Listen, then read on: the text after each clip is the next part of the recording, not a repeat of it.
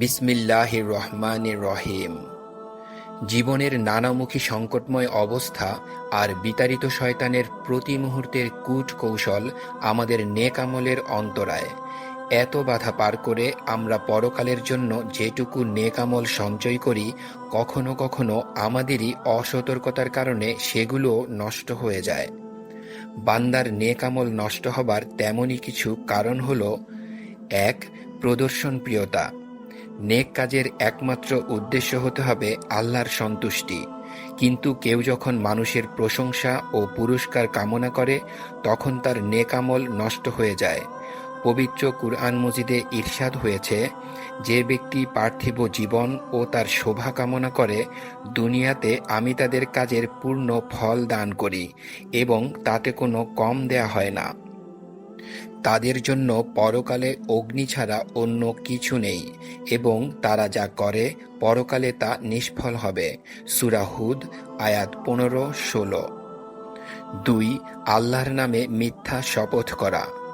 আল্লাহর নামে মিথ্যা শপথ বান্দার নেক আমল নষ্ট করে দেয়। রাসূলুল্লাহ সাল্লাল্লাহু আলাইহি ওয়াসাল্লাম বলেছেন, এক লোক বলল, আল্লাহর শপথ, আল্লাহ অমুক লোককে মাফ করবেন না।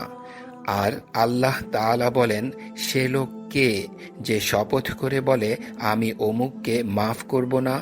আমি তাকে মাফ করে দিলাম এবং তোমার আমলকে নষ্ট করে দিলাম। সহিহ মুসলিম হাদিস নাম্বার 6575। ৩. অজ্ঞাতসারেও আল্লাহ ও তাঁর রসুলের অসম্মান করা। আল্লাহ ও তাঁর রসুলের সম্মান করা মুমিন বান্দার দায়িত্ব। কেউ তা নষ্ট করলে তার আমল নষ্ট হয়ে যায়।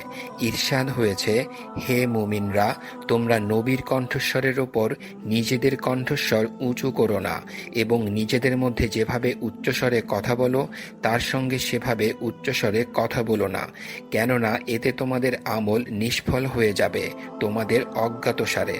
সূরা হুজরাত আয়াত ২। ৪. খোঁটা দেয়া। কারো প্রতি যে কোনো ধরনের অনুগ্রহ করার পর খোঁটা দিলে বান্দার আমল নিষ্ফল হয়। আল্লাহ পাক বলেন, হে মুমিনরা, দানের কথা প্রচার করে এবং কষ্ট দিয়ে তোমরা তোমাদের দানকে সে ব্যক্তির মতো নিষ্ফল করো না যে নিজের সম্পদ লোক দেখানোর জন্য ব্যয় করে থাকে এবং আল্লাহ ও পরকালে বিশ্বাস রাখে না। সূরা বাকারাহ আয়াত ২৬৪। ৫. গোপনে পাপ করা। গোপনে করা পাপ মানুষ না দেখলেও আল্লাহ পাক দেখতে পান এবং এর ফলে বান্দার করা নেক আমল নষ্ট হয়ে যায়। সাওবান রাদিয়াল্লাহু আনহু হতে বর্ণিত, নবীজি সাল্লাল্লাহু আলাইহি ওয়াসাল্লাম বলেছেন, আমি আমার উম্মতের কতক দল সম্পর্কে জানি, যারা কিয়ামতের দিন তিহামার শুভ্র পর্বতমালার সমতুল্য নেক আমল নিয়ে উপস্থিত হবে। মহামহিম আল্লাহ সেগুলোকে বিক্ষিপ্ত ধূলিকণায় পরিণত করবেন। লোকেরা বললেন, হে আল্লাহর রসূল, তাদের পরিচয় পরিষ্কারভাবে আমাদের কাছে বর্ণনা করুন, যাতে আমরা অজ্ঞাতসারে তাদের অন্তর্ভুক্ত না হই। নবীজি বললেন, তারা তোমাদেরই ভাতৃগোষ্ঠী এবং তোমাদের সম্প্রদায়ভুক্ত। তারা রাতের বেলা তোমাদের মতো ইবাদত করে, কিন্তু একান্ত গোপনে আল্লাহর হারামকৃত কাজে লিপ্ত হয়।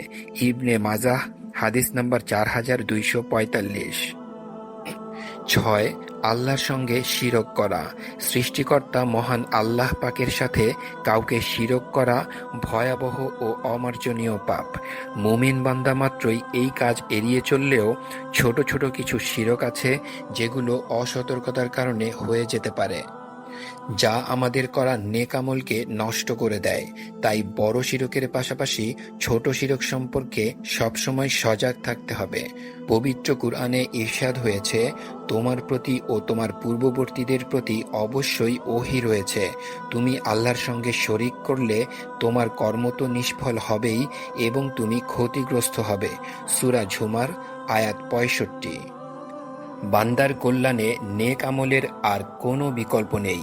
তাই নেক আমল করার পাশাপাশি আমাদের সাবধান থাকতে হবে যেন অসতর্কতার কারণে তা ক্ষতিগ্রস্ত না হয়।